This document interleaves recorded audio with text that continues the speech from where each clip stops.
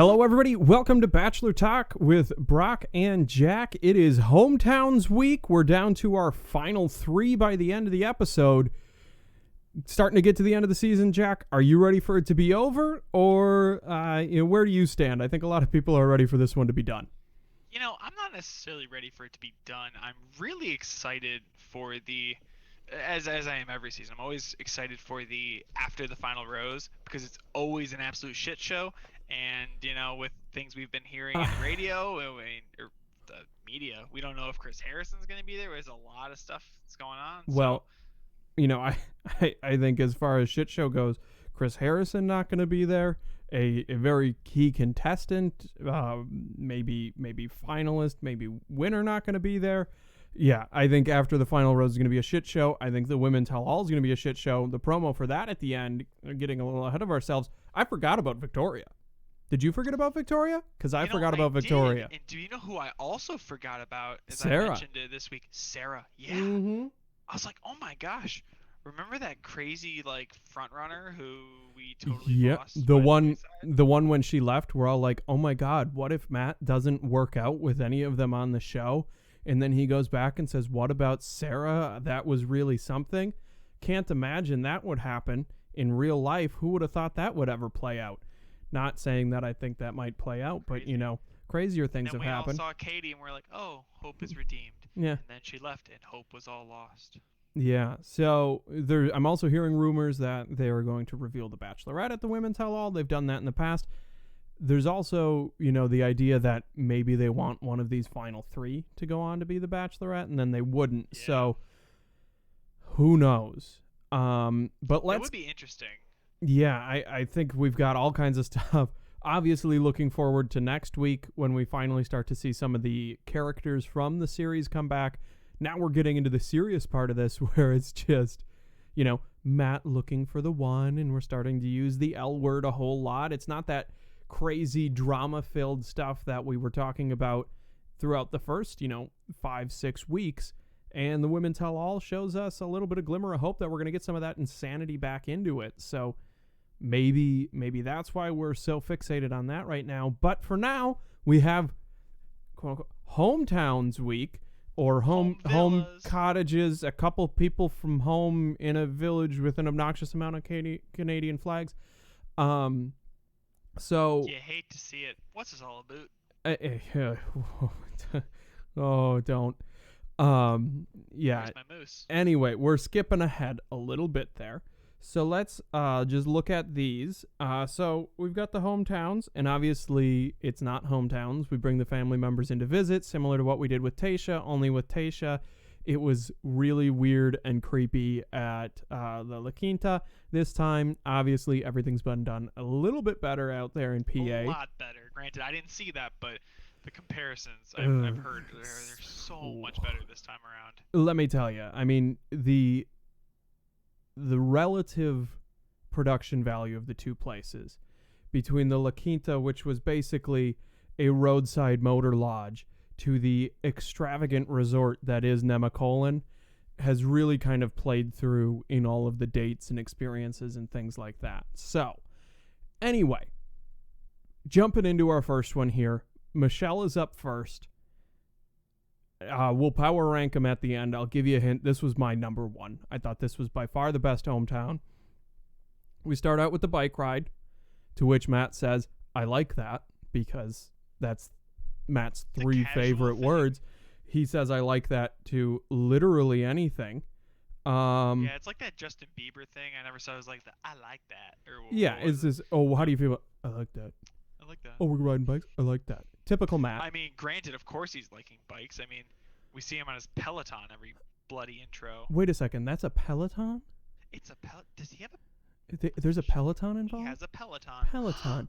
I think if we say it 4 more times, they pay us too. Peloton. Is that the whole Bloody Mary thing? If you turn the light off in your bathroom and then say Peloton 5 times fast, and then I don't know. I always turn a light off in front of a mirror. Anyway, so we get the bike ride, which is nice. It's a casual, romantic, realistic afternoon. We're starting to lose some of the fall foliage there in Pennsylvania, which is a little sad. But anyway, so that's nice. But then Matt's messing around towards the end of Oh it, yeah, he's gonna and then crash that bike. yeah, he crashes it, which we don't see, I think, until the end of the actual episode, in the post-credits scene, or the mid-credits scene, where Matt actually crashes his bike and he breaks it. And as someone who is a previous bicycle mechanic, I was mortified watching Yeah, this man. that's tops on your resume, isn't it? It is. No, it's no longer on it. Sadly. Yeah, got pushed down by the playing with plutonium and such. Anyway, It's fair. I can't imagine why that would be more relevant. Anyway, how about social skills? I could be a salesman. Anyways, yeah. we'll leave my independent analysis of that out of this episode. So we do the bike ride, and then we go to I listen. I don't like involving the kids, and we go into a Zoom call with a handful of Michelle's students, which she's a teacher. Obviously, that's a big thing. But to have fourth graders asking clearly planted questions, is that your boyfriend? Are you in love? How many girlfriends do you have?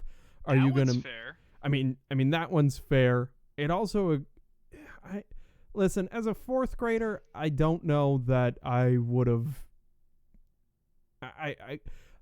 It's tough for me to remember the fourth grade age, but I think that having fourth graders, really immature then. fourth graders familiar with the general process of The Bachelor, probably not ideal. Hey, this guy's going to go in here with a group of only attractive women, because personality matters only a little bit, and do this whole thing. Anyway, so we get the fourth graders. They ask questions. Matt throws out a lot of good question, which, come on, have some better judgment. Not all of them were good questions. But it's a part of Michelle's life. We know that Matt works with children of this age through his various programs, so he's comfortable with it. He kind of knows how to operate with them.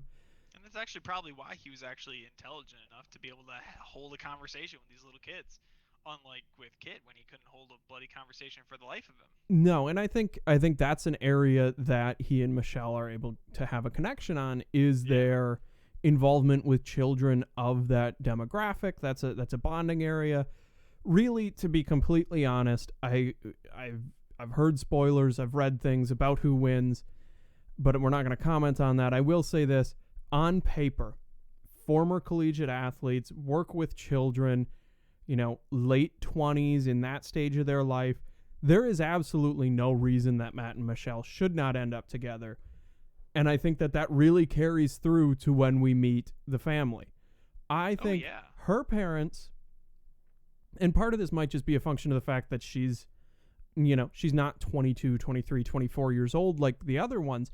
Her parents very much supportive of her. Like, hey, we're going to let you make your own decisions. We trust you on this. But it's on you. If it's working for you. Whereas we see in the later ones with the younger girls, the parents a little bit like, hey, think it through.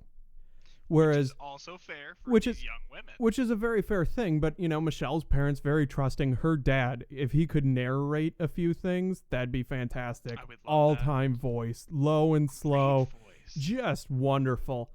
And they were playing hoops after. It seemed so fun. The parents seemed in love. It seemed perfect. They were comfortable with it. You get her mom, who had no business on that basketball court, with her little bit of the Minnesota accent, just a little bit. I mean, the mom's the only one. I had to look it up. Michelle's only 5'9". I say only. Tall for really. That's tall. I know. She played guard. I was thinking she was going to be a little bit taller. Looks a lot taller on the show. Anyway, still D1 athlete. Matt's 6'5". Her dad's got to be all a 6'3". And then you've got her mom out there just trying her best. She shoots everything like it's a technical foul. They just get out of her way. Regardless of all that. Thought that they got along great. Thought that this was just a really good one, and a very interesting point. So Michelle talks to her dad about the charity thing and how he's good with the kids, blah, blah, blah. The one that stuck out to me the most from this hometown is when Matt mentions that he's open to relocating to Minnesota. That blew my mind. That one, it did. Same here. It was like, oh, wow. I mean, like, you're willing, and that was something we were always worried about, especially with Sarah at the beginning, was, well, it seems Matt's pretty rooted in New York with his foundation and everything. But I mean, I so hope Michelle wins because she's perfect, and Matt is literally willing to put it all on the line for Michelle, and it sounds absolutely perfect. Yeah, it's really, and I don't know if this is misogynistic on our part or if it's just the fact that Matt is the star of the show, that we always assumed any relocation would have to go to the girls moving to Matt. Which Yeah, I think it normally you just think of it as it's the Matt's person show. in They're here to who's the win. star. The They're star is rooted with their foundation like and Matt's is, and it's localized. I think that's a transition that we're seeing this week. And as we go forward into these final four, it's no longer just everybody competing for time with Matt. It's Matt starting to have to prove to these girls as well. We're getting down to a point where he's handing out roses, but we're 2 girls away from handing out a ring, and she's got to say yes. Yeah. And now it's saying yes to a ring. That means an engagement. That means a very long time together, as opposed to saying yes to a rose, which means a week. And I think we're starting to see that shift in things, and we really see it. I think Matt seeing that realization when he talks about that relocation, kind of like, hey, we got to talk about life together. What does this look like when we leave here? And I think for me, it was a really encouraging thing to hear him say that he was open to that relocation, and really just checked maybe the last box for him and Michelle with me. That just, it works too well, and that is why I 100% don't believe it will happen, because it would be too good of a match. Yeah. She's awesome. It's like for many of these women, I think they're too good for Matt, but the connection between Matt and Michelle is just so good, and the compatibility is just so there that I still think Michelle is super good, but I think with her, Matt is better. So I think Michelle has the personality type, and again, maybe this is just an age thing, but I think Michelle has the personality type where, I've lamented the fact that Matt is so boring and so spineless and whatever. Michelle has enough to, wear the figurative pants in the relationship. Whereas if Matt's going to be boring and he's going to be, well, I like this, I like that, say whatever's going to make it happen. Whereas I think some of these younger girls and the other ones will look to him to lead, and he just doesn't have that. He's not there to set the tone, to run things. That's not his personality. Whereas Michelle, I think, is perfectly capable of saying, okay, you're going to ride shotgun. I'll drive. You come with, and I'll take care of this. And you can just be this sort of everything's great, everything's happy, please everyone kind of guy. I'm not looking to you to make decisions. So, again, that's another area that I think they work well. Because I don't know that Matt was going to be the shot caller in any relationship, just based on his personality. And I think Michelle's willing to take that role with him. And really, I think it's too good of a fit, and that's why it can't work. I maybe wouldn't agree with that all fully, simply because, I mean, the date that happens in hometowns before, before meeting the parents, we saw was all dates designed by the women. And when we look at, what went on with all of these, I mean, Michelle chose a very mature, just relaxed, like a bike ride. Mm-hmm. But, if you're really looking for, someone who's really going to take a big leap or take the pants of the relationship, to say, I honestly would have to give that to Rachel. I wouldn't think, I mean, granted, we'll talk about that, but, they went skydiving, and that's a... So just to counter that point, and we'll do this debate style. I'll counter, I'll let you rebut, and then we'll move along. And then you'll win and I'll lose. Yeah. I mean, yeah, I'll just mute you. But I guess my thought there is like you said, the other ones chose more extravagant things. I felt like Michelle's was realistic. If this were going to her hometown, showing what life would be like living together, hers is one rooted in reality. It's kind of like you handed them all a $10,000 check. Rachel went out and bought a $10,000 necklace, and Michelle's like, "Well, I'm going to pay off some student loans." That's better over the long run. It's a more mature, more intelligent choice. It's like, let's have a day. like we would have at home. Yeah, Rachel went skydiving. Matt learned nothing about a day in the life with Rachel. Because guess what? That's not every day. That's how I look at that. I want these things to be an experience that are going to teach me what living with you is like. And there's a 0% chance that we are doing something on par with skydiving every single day. Yeah, I don't really think I can. I don't really think I can. Debate that point at all. Now, I completely agree. Is more like Kit's date, which was the baking at home, which is very realistic, and it's those dates that are really the ones that really matter and really count. And doing all these extravagant things, learn nothing from them, and that's something that we saw with Jasenia, um, the week prior. I mean that date whipping around in those cars. It's like Matt could have given that one-on-one to someone else. He gave it to Jasenia, I'm sure, to see if she could, prove it or see if the connection was there. But then why pick something where it's not going to be super realistic? If it was something like Michelle's that was a realistic-ish one-on-one, or at least when you're up in a hot air balloon, you're still together. It's personal time. Personal, exactly. And I completely agree that if you gave these girls 10 dates, skydiving should be one of them. Show some adventure, show some signs of life. But I think if you have one day to show what life with you is like, you have to pick something that's within the realm of possibility. And I think that's why I gravitate more to what Michelle did. You can have a conversation during that. Yeah, that's fair. Skydiving, which we'll jump into the next one, that's what he and Rachel did. You're strapped to two different dudes. Now, there's a lot of screenshots. Rachel was strapped to what appears to be a 12-year-old child. That's true. And the experience showed in the end. But it looked to be a big gust of wind, but yes, he was not maneuvering properly at all. It looked. No, and landing those things is tricky, and everybody's, oh, she could have been broken in half. What?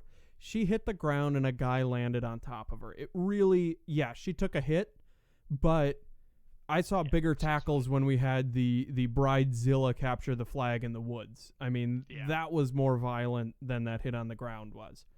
MJ purse to the face. Purse to the face was expected a little more bruising there than what Rachel got. Boxing was probably closer to concussions than we saw here. So yes, anytime anybody falls out of the sky and lands pretty hard, which is what happened to Rachel, I think it's fine. And we know that The Bachelor loves to overuse ambulances. I heard something today. They called an ambulance in one time during The Bachelorette when a guy stubbed his toe. So the fact that we didn't have any extreme overreaction to this tells me she was probably okay. So that's the portion of the day that she gets to choose. They go skydiving.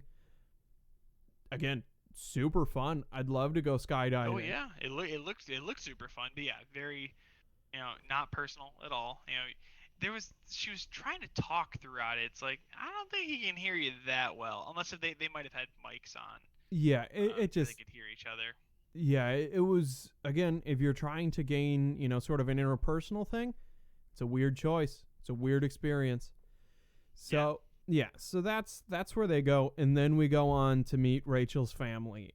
And I'm going to be completely honest, didn't think it went well.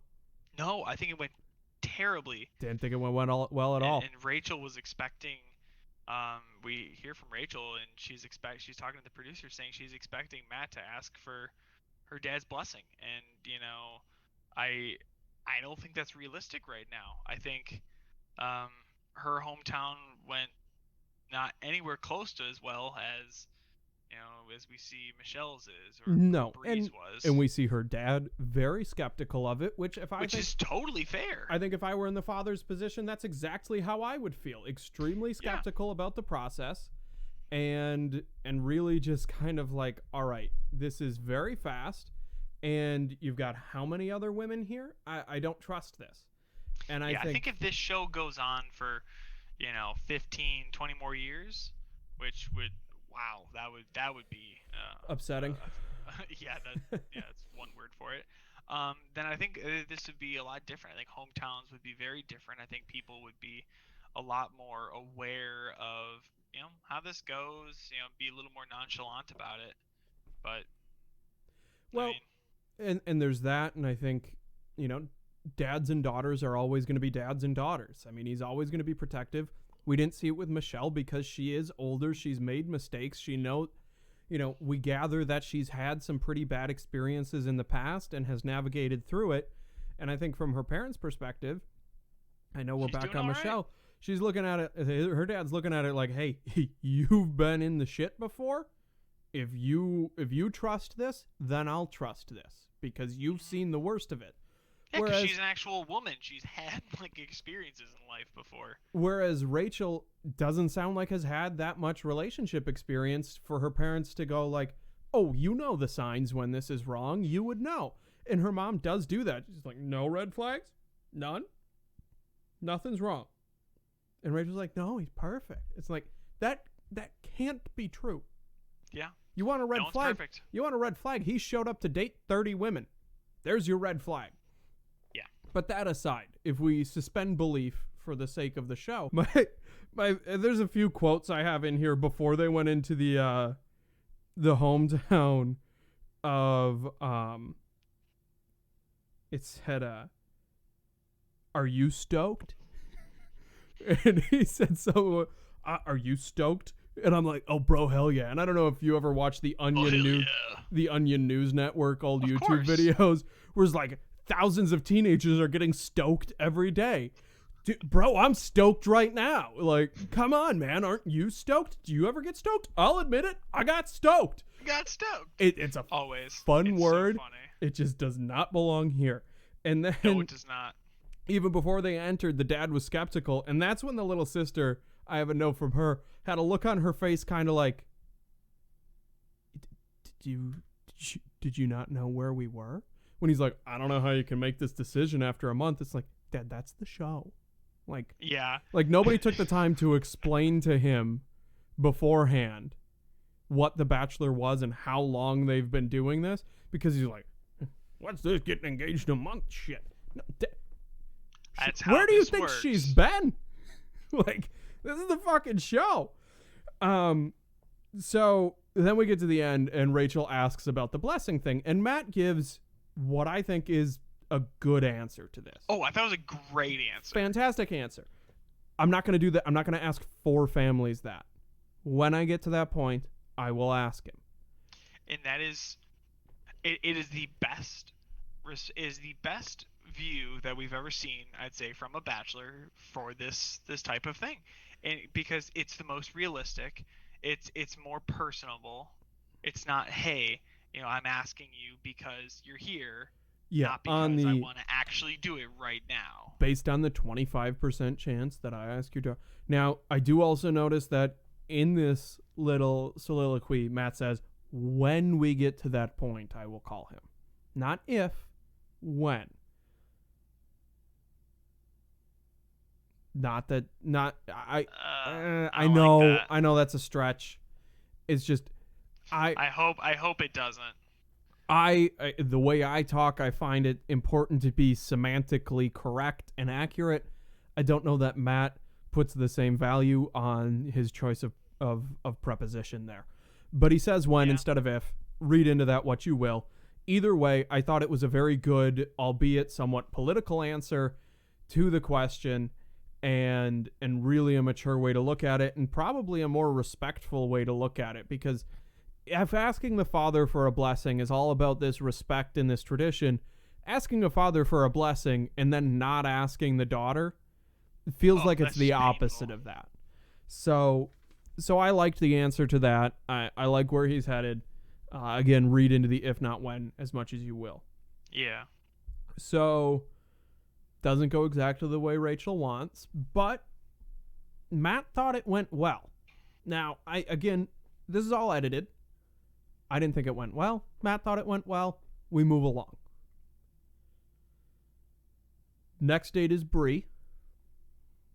I like Bree. Bree's sweet. She's nice. Yeah. She's fun. We go on the off-roading in the Jeep. She drives because Matt flipped the frickin' four-wheeler week 1 with her. And she said, "Yeah, when you almost killed me," which is fair because he did. Yeah. Could have broken a leg, could have paralyzed someone, and Yeah, They really played that off. Speaking of rollovers and leg injuries, thoughts and prayers to Tiger. We hope he's okay. Doesn't look like the 2021 Masters are going to be in play. We know he was recovering from back surgery anyway. It was unlikely. So we hope he's all right. Does his stuff. He'll be back. You can't kill the big cat. So nope. That aside, especially for us being big Tiger fans. Ooh. Oh, listen. So I tweeted this out earlier, and this is completely beside the point. I was walking past, someone had a radio playing at work today, and they said something about Tiger. And this woman goes, "Oh, who cares about Tiger Woods' legs?" And she stands about 5'0". I almost just threw her out the window because I was like, I care, lady. And I've heard you talking. If he posted conspiracy theories on Facebook, you'd care too. But not the point. Anyway, so thoughts and prayers to Tiger. Hopefully he's all right. Laufey's in on it. She respects the big cat. There's the T. There's the T for Tiger. Hell yeah. So good job, Laufey. So we go off-roading in the Jeep, and it's cool. It's nice, whatever. I personally despise Jeeps. I think they're terrible. I agree. With the exception of if you're actually going to go off-roading with them. Now, at which point you get a Bronco. Toaster. The real Bronco, not the Bronco Sport yet. I toaster on to wheels. See how the big boy is doing. Anyway, I think you could have taken the all-wheel drive Camry on the trails that they went on. Not the point. Anyway, they take the Jeep off-roading, and there's something I gotta go back and look here because I'm pretty sure the aerial shot was a completely different colored Jeep. But you did say that. It might have just been the yellow mud now that I think of it. Anyway, they go off-roading, then they go have their picnic. It's almost a complete shot-for-shot remake of their first date, which is nice. I think that's creative of Brie. Let's bring this back to where it started. Circle. Yeah. It's like a circle. There's no. It's not like a square where. I now pronounce you Chuck and Larry. A little reference there. Great movie. Underrated. Anyway. So underrated. Oh, I'm gonna go watch that tonight. Yeah, I now pronounce you by the powers vested in me by the province of Ontario and the Commonwealth of Canada, which has always been pro-gay, unlike our uptight neighbors to the south. I now pronounce you husband and husband. So good line. They slap each other. Oh, you couldn't handle it, little fella. Anyway, we digress, and I peaked my mic. I apologize. So we have the shot for shot, and then we have the picnic. And at the picnic, they discuss a very similar thing to what they discussed at the first date, which is the unconventional family. You know, her not having all these, all this traditional family and all that stuff, which Matt hasn't either, and he kind of reiterates that, and Bree says, I'm nervous that I don't have that to present to you. And he's like, that's fine. That's not an issue. So they go to meet the family. First of all, what the fuck was that giant rabbit he was carrying? Yeah. Oh, I think it was maybe for the baby. I think he heard baby sister and he was expecting 2-year-old because the way he held that infant, he was like not prepared. Where did this come from? Yeah, you could have rolled up an alien and handed it to him and he would have looked equally uncomfortable. Bree did say at the beginning, if you remember, I mean, she said, my mom has a new family now. She's pregnant, I believe she said. Or no. Yeah, having a baby. She had a baby. Had just had a baby. Yeah. Which, you know what, that really could run the gamut of up to a year, I would say you could say she just had a baby. And even if it's, it's a 1-year-old, 14, 18 months is a very different story than the child we had there. That was a baby. La bebe. Was not about to appreciate that understuffed giant rabbit. Anyway. In 2 years. Yeah. I also have a note here. I said, why did you bring the baby? They are going to contribute nothing to this process. Where's the baby? This baby is going to provide zero insight, zero advice. Why is the baby here? For Bree. Well, if and also Bree makes it, she gets to see the baby. And also her half sister. Also, I'd like to point out we get to see how Matt reacts to a baby, which was not good. He looked terrified. So he was like, "Oh, Bree's holding it."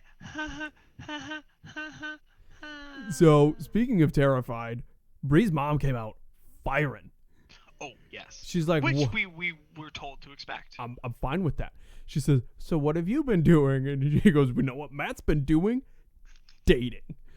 And he's like, yeah, dating your daughter. And then we cut to mom and other people's daughters. I'm like, get him. Oh, kill him. And then Matt and mom go off and talk. And he says, well, the connection I feel with Bree is just on a different level than everybody else, which he says to everybody. Now, that being said, probably completely true, because guess what? Different people, different levels. Doesn't mean one's deeper than the other. He could be connecting with her on the shallowest possible level, and it would in fact be different than the people he connected with deeper. It's not a lie. It's a lovely little semantic get out of jail free card that he's going, well, yeah, we connect on a completely different level. We don't connect at all. But they do. I'm not saying they don't. So we have that conversation with Matt, and she says, are you in love with her? And he does the, I'm falling for her. And he admits that's not the answer you're looking for, but it's honest. So whatever. He's falling for Bree. I think he should. Bree seems phenomenal. They have that very similar thing. You know, the families, whatever. I think Bree would be a fantastic match as well. She's probably my number 2 after. Especially after hometowns. I would, at least the 3 we've seen so far. Not going into Serena P's yet. So far, I would rate them Michelle, Bree, Rachel. Yeah, I mean, Michelle is number 1 with a bullet. Bree's a close-ish number 2. Rachel and Serena P will work those 2 out as we get to them. So then we see Bree kind of scared to admit she's falling in love. But then does admit that. And Matt kind of says the same thing. It was a very strange end to it for me. Yeah, especially with this, he still has only said, I'm falling in love with you too, still to Rachel. And that was weeks ago.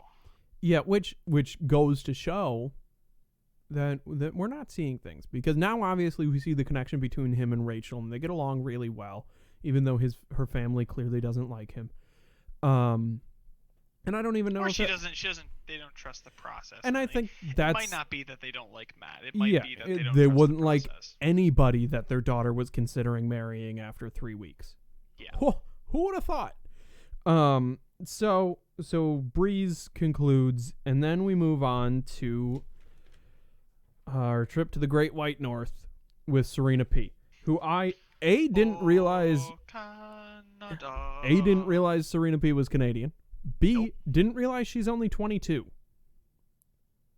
Wait, what? I didn't realize that. Yeah, I should 100% just do a quick Googling here. Because Rachel's 24. Yeah. Michelle is 27. Serena P is 22 from Toronto, Ontario. Bree is 24. Okay. Gosh, they don't update this list really. Scrolling. Oh my goodness, Marilyn, she exists. Michelle's 27. Oh, wow, yeah, I forgot about her. Rachel is 24. So Serena P by far the youngest here. 22, then 24, 24, and 27. So, but yeah, Serena P carries herself. You wouldn't, again, I know that the show is different and things are always going to look a little bit different. But yeah, would not have assumed she was 22. Yeah. Oh, I'm just reading her bio. She's chronically hangry. She would love to have a pet chicken so she could have an endless supply of eggs. And learning how to change a tire is at the top of her bucket list. Adorable. Though at 22, you should know how to 22. do that. That's true. So she takes him to Canada. And I'd like to point out are aplenty. that she doesn't have a Canadian accent. She kind of almost has a little bit of a Valley Girl vocal fry until she gets around her family. And as she talked with her mom, she got more and more Canadian, and it was fantastic. Yes. As the date progressed, I'm like, every time she said doubt, it started to sound more like dote. I got a lot of doubt about this, and I'm not quite sure I'm falling in love with him, and I'm not quite ready if I'm sure to ready to take his ring, not ready quite to hook my moose to his sleigh. So Yeah, I was looking. I was like, where are all the moose? And then there was the one little listen, little stuffed moose. how do you find moose in Pennsylvania at short notice? Moosing in the woods. I knew that was fair. coming. Had to. Yeah, it was coming. Yeah. So we do the whole Canadian thing, and this is where I say Matt's not too bright. She asked him how many points are on the maple leaf in the Canadian flag. There were easily 500 Canadian flags in that room, and he closed his eyes to think. Like, I gotta picture it. Open them, dummy. No, I thought he was maybe doing that to be fair, to like actually try to. No, it was very clear he was focusing. Really? I think so. I was like, oh, is he actually like playing the game? Like, oh, let me see if I can remember. Because I was like, shit, I would not be able to. I was like, well, there's the 3 big ones. In this moron thinking a toboggan was a hat? Like, I could see not coming up with toque. That one didn't occur to me immediately either. Yeah, that one's same here. But toboggan? For what do we call a hat? Boy, That's just... Leave. Dude. It's not like he's from... I was going to say it's not like he's from Texas, but where they don't have snow, but... Yeah, they probably have toboggans right now. Well, yeah. Not in Cancun. So... But again, it's not like he's from Arizona where he's never sledded. And actually, I've gone sledding in New Mexico, so don't give me that shit. It was on sand. Yeah. It didn't work well. There's also snow in New Mexico in certain spots. Like northeast New Mexico. Oh yeah, there's a lot of snow. There's snow everywhere. He lives in New York. There's fucking snow up the wazoo there right now. And this guy didn't have... toboggan was not in his vernacular. The zeitgeist of toboggan had not yet occurred to this man. Get out of here. Get the fuck out. Agreed. So canceled. He's out. Banned. That's it. I'm out on Matt. I've only been out on Matt for 6 weeks. I'm out on him all over again. And that brings us to the J&B 500, and Brock is still selling. I bought Matt just to sell him again. I bought the dip and said, get the fuck out of here one more time. Fair. And Lose then your money just to kick an ass one more time. And then if I wasn't already fired up enough right now about this fucking Canadian bullshit, they play hockey. And first of all, Matt raised an excellent point. He's better than her, which is a fucking travesty because she grew up in Canada. This was her goddamn time to show off some skills. Didn't have them. And... She was wearing. Mind you, they were ice skating at the end of her end of her last date. She was wearing figure skates, Jack. She was wearing fucking figure skates to play hockey. Figure fucking skates, Jack. My little sister wears figure skates when she plays hockey, and she's still better than that. And she is, I think, 11. That is ridiculous. The ridiculous part is that you aren't quite sure how old your sister is. Yeah, she's 11. All right, good thing we got that cleared up. Sometimes I ask Sarah, she's like, she's 11. I'm like, whoops. Yeah, that's a problem we're gonna deal with later. You see it. But anyway, where's the figure skates? Also, Matt played wide receiver. He must have been the worst route runner on the face of the earth because that man has no ankle strength. Did you see how much of a bender this guy was? Oh, yeah. What in the hell was going on? Now, I do like the classic 2 hockey pucks in the back pocket, so it looks like he's double-fisting a nice tin of dip. That's a good look. Love the hockey pucks in the back pocket. But this whole hockey scene, just, I was seething. Pick curling. You could have gone fucking curling. And granted, they also, took their clothes off. Or shirts and stuff that they had under those jerseys. It literally looked like in the next that they didn't really have the clothes on that they had on before. I'm like, just toss the jersey on over. Don't be weird about it. It was just... It was upsetting. And I fucking can't. I can't. Yeah. Can't. Don't want to. Yeah. So... After this, abhorrent abomination of hockey. We go actually to meet the family. Cool, right? And we get into the chat with her mother, who has a little bit more of the Canadian accent. Not real strong, but it's definitely there. And she's just saying, "Do you actually like Southern Canadian?" Yeah, Canada Light. Canada Light. So she's out there, and they're just talking about what he loves about Serena, and they're talking, and she's like, "So what do you love about Serena?" And he's like, "Well, she's smart, she's beautiful, and basically she don't take no crap." And I think that's fair. I like that. Yeah. That's one of my favorite Especially things after about that Serena. that The yoga thing, date. Yep. yeah. When she's like, "I don't ever need to do tantric yoga again there, and that'd be enough for me." That's another thing. I was a little upset that the term hoser didn't come up at all in the Canada slang section.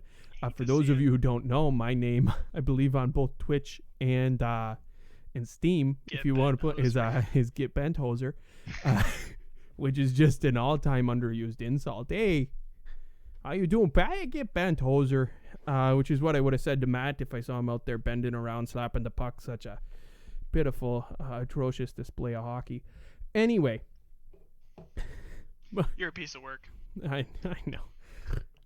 I'm going to offend people in Canada for, doing the accent terribly and just upset people in the U.S. But for the record, I doubt anyone from Canada is watching I doubt anyone from the U.S. is watching this show. That's fair. Yeah. I mean, we're on like 7 different platforms now. I don't think we have 7 views. Sad boy. Well, I don't know. I haven't figured out how to work the analytics on the podcast side yet. That's fair. So anyway, then we get into the sister, and the real conversation. She goes, "Do you love him? Do you love him? Do you love him? Do you love me? Do you want to play love games with me?" And her sister's like, "I don't think you love him." Like, before Serena P has a chance, "Do you love him? Do you love him? I don't think you love him. You don't seem smitten with him. Do you really think that you love him?" And I'm sitting there going like, shit. Get her. Because if you're here to marry a man after a month, you should be able to answer that question pretty fast. And Serena P couldn't. And her sister's like, "You're worried about checking boxes. You're not worried about looking for the it factor. Like, yeah, he's great. I really like him. We have a good time together. But you just described a really good friend." And that's the point her sister made. And I really think that her sister talks her out of this. Like, yeah. I mean, which is fair because most of the time she spoke the truth the entire time. Most of the time, these people go to their families, and it's kind of like, "Let me explain to you why I love him, why I think this is a good idea, why I'm interested in going forward." And her sister didn't give her an opportunity and said, "Let me explain to you why you don't love him. Like, I don't care what you think. Allow me to tell you why you're wrong." And Serena's 22. Her sister's not some wise old, she's not holding the eye like she's, an oracle. She's just looking at it from an outside, unjaded perspective and saying, just looking at how her sister was looking at him. "You guys seem like you're good friends, but I know you aren't in love. Like, I'm not going to ask you if you're in love because I know you better than that, and you're not." Yeah. And I think that was kind of awesome. And I think truth, but yeah. I think that there's a thing, and Serena then goes on to kind of say to her mom that I have a really deep doubt about this. And you're 2 weeks away from potentially getting engaged, and you have a deep doubt? It's time to run. Yeah. And then her mom was even saying that it's probably from her previous relationship, which we hear about, in the past. We allude to all those, and we never really get to see them. But so her mom's just like, "Hey, if you have this doubt now, get out." And that's when we get the "good luck" from her sister, which, great, awesome, so funny. Just like her sister's like, "Yeah, Serena's coming home. Bye, good luck." We just spent 20 minutes me telling her to get the fuck out of here, and this isn't gonna go anyway. That she's gone. I know something you don't know, so have fun figuring it out, pal. And Jeez. and then we walk out, and before we get what might have been a kiss that qualifies as assault, um, His eyes are still open. the eyes open was not the most offensive part of this kiss, where he just had his mouth. Yeah.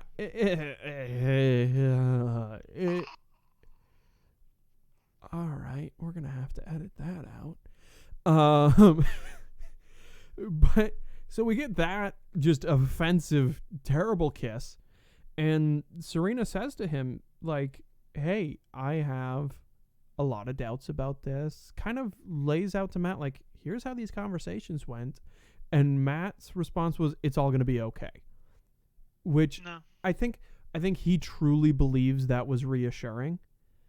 He's looking at it like, well, yeah, there's some stuff, but you know what? Let's not think too much about it. Let's not overthink this. Let's trust the process. Everything's going to be okay. Definitely think about it. Serena About P was to possibly get engaged in 2 weeks. Serena P was We need to looking talk about that stuff now. was looking for him to go, all right, let's go back inside. Let's sit down. Let's hash these things out. She was looking for something in-depth, personal, something deserving of people who are T-minus 2 weeks to an engagement. And that is not how Matt treated it. And he leaves. And I don't know. I'm assuming these people go back in and talk to their families some more, as long as they're there. And if Serena P hadn't made up her mind at that point, when she said goodbye to Matt, she certainly did after. Yeah. And Matt definitely felt that. So he goes to have a talk with Chris Harrison, and Chris Harrison's like, "Hey, how'd they go?" And I'm assuming the original version of that was a lot longer, but we've edited Chris Harrison out as much as we can without losing the story, I think. And he's like, "Serena P, Now, if you were really reading the room, you would say the same thing about Rachel's family, but he really likes Rachel, so he's overlooking it. Whereas with Serena's thing, Serena was the cause of the doubt. And he goes to her, and they have a conversation. And I don't think it goes the way Matt had really thought it was going to go. No, I definitely thought he was going into it thinking that, okay, there's gonna be some tough conversations, but we're gonna get through this. And then she tosses him with the, "I don't think you're my person," Which, and he is just at a loss of words. He has no clue what he's doing, and it's rough. I think that's borderline verbatim from what her sister said, though. Like, this is great, but whatever that magical little quality is that means I want to spend forever with you, we don't have it. And that's not something you can work out. You can talk forever. If that's not there, it's not going to be there. So He should have gone with Piper into Serena P. That is a really interesting point. And I did think about that afterwards. Like, there's 2 years older. There's a couple other girls who could have been here. If you were going to break up with me, why didn't we do this last week? Yeah. I think something when we see the women tell all. And Because I Piper think will have been the person who stayed in the longest at that point, or will Serena P be there? Serena P, I think, will be there. Okay. I'm not sure. I think in the promo it looked like she was there. It looked like she was the one they were asking about regrets, but you know how they chop that stuff together. Oh, that's right. Yes. So she'll be there. And I to defend Serena P on this, I really think that all came from that conversation with her sister, and clearly trusted her, and it was eye opening, and that led to it all. And I think that's really the right way to handle it. Mm-hmm. If you can let someone tell you that you're not in love with someone, and you just basically let them, then you're not in love. I mean, but again, how do you argue that? Saying I don't think you're my person. It's not like you can go, well, I can become your. No, you can't. If it's well, I don't like how you said this, or I don't like how you spend your time on that, or if it's a little peccadillo that you can work your way through where he can adjust, fine, have that conversation. If it's just straight up, you're not my person, you can't go anywhere from there. I think I was very surprised she said that. I was expecting her to be like, hey, I've got some ghosts in my closet that I need to stab and kill. But and I think I think the reference to past relationships is similar to kind of the way Michelle's parents talked to each other, or to her, was kind of like, whereas Michelle had the maturity to know this is where things have gone bad in the past, and I'm not seeing those same red flags here. Serena P was kind of reminded of those things in her past, and it's That's true. And her sister was like, hey, you've been through this before? Maybe it was just too recent. We don't really know too much about it. She's, with Michelle, we know it was a couple years ago. With Serena P, again, she's 22. It could have been months There's ago. a very compact area here in which she could have had a serious relationship go bad. Because you figure, high school relationships, serious, sure, but they only really become serious if you carry them into college for a year or two. So let's assume she carried this a year and a half into college, or if she met him into college, it was only a year and a half or so long, maybe 2, 3. This has happened in the last year that this breakup has occurred in order for it to be effective. So it's fresh, no matter what. Just given her age, the timeline is too compressed for her to have effectively processed if it was truly a heartbreaking moment. And she's just not going to be able to open that up. Even if Matt was her person, I think it's a good thing that she left. And the irony here is not lost that she walks him out, puts him in the suburban, just like you normally do when the girls leave. She sent him home. Yeah. And granted, he asked, will you walk me out? Yeah, I mean, it looked very much just like if, she broke up with him, she walked him out, and then there were 3. And then we get to the road. Him crying in the car.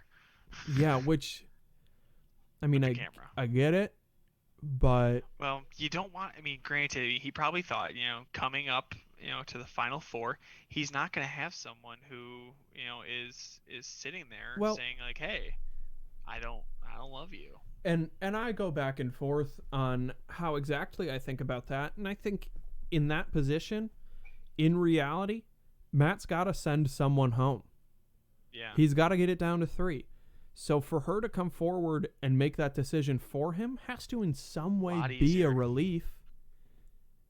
And then we come back to the same dilemma we were just talking about with Piper. Whereas, okay, if she's having these doubts and he's not reading that situation the same way, and he sends, Bree home instead.